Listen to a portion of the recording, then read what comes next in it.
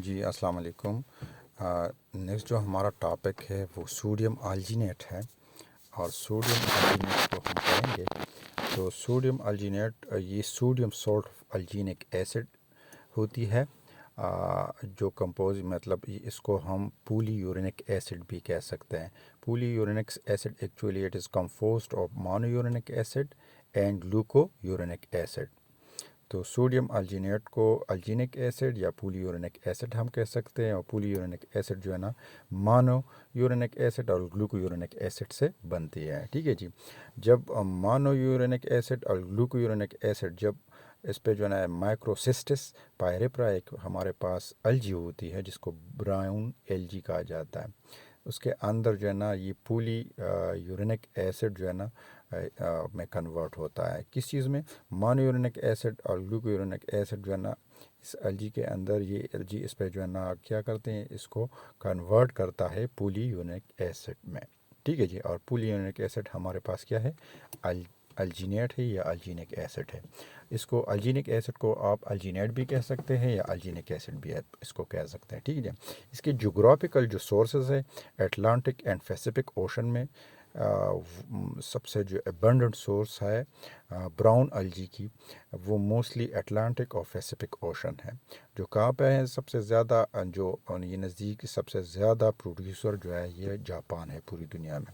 इस तरह Australia, USA, Scotland, Canada और यूके में भी इसकी हार्वेस्टिंग होती है। किस चीज़ की? ब्राउन अलजी की। किस चीज़ के लिए? सोडियम अल्जीनेट के लिए। ठीक है जी।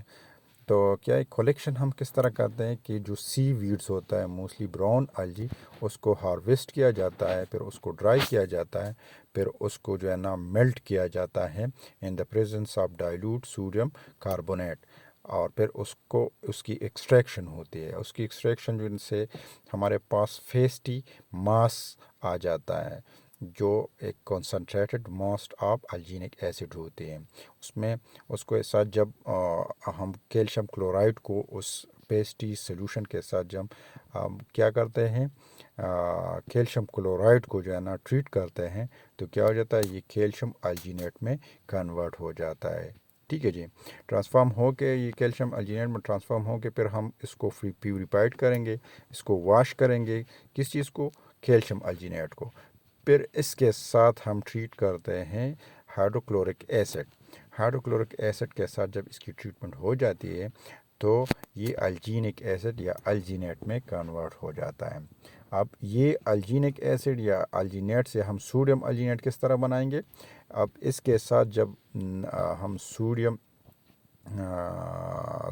कार्बोनेट इसके साथ ट्रीट करते हैं तो ये सोडियम अल्जीनेट में कन्वर्ट हो जाएगा और हमारे पास ये डिज़ायर मटेरियल है। जिस तरह जो है ना सोडियम अल्जीनेट हम किस तरह प्रिपेयर करते हैं, तो ये प्रोसेस इस प्रोसेस के थ्रू जो है ना हम सोडियम अल्जीनेट को प्रिपेयर करते हैं। इसकी करेक्टरिस्टिक क्या है? इसकी जो करेक्टरिस्टिक है, ये white to buff colour powder होती हैं, ऑर्डरलेस होती है, टेस्टलेस होती हैं, कोर्स और फाइन पाउडर होती है और सॉल्युबल इन वार्म वाटर, और ये वार्म वाटर के साथ कोलाइडल सोल्यूशन बना जेल लाइक सोल्यूशन बनाती है। ठीक है जी। Insoluble in alcohol. सही है। तो नेक्स्ट जो इसकी जो इसमें जो केमिकल कंस्टिट्यूएंट दो चीज़ें होती हैं, या इसमें जो हाँ दो मानो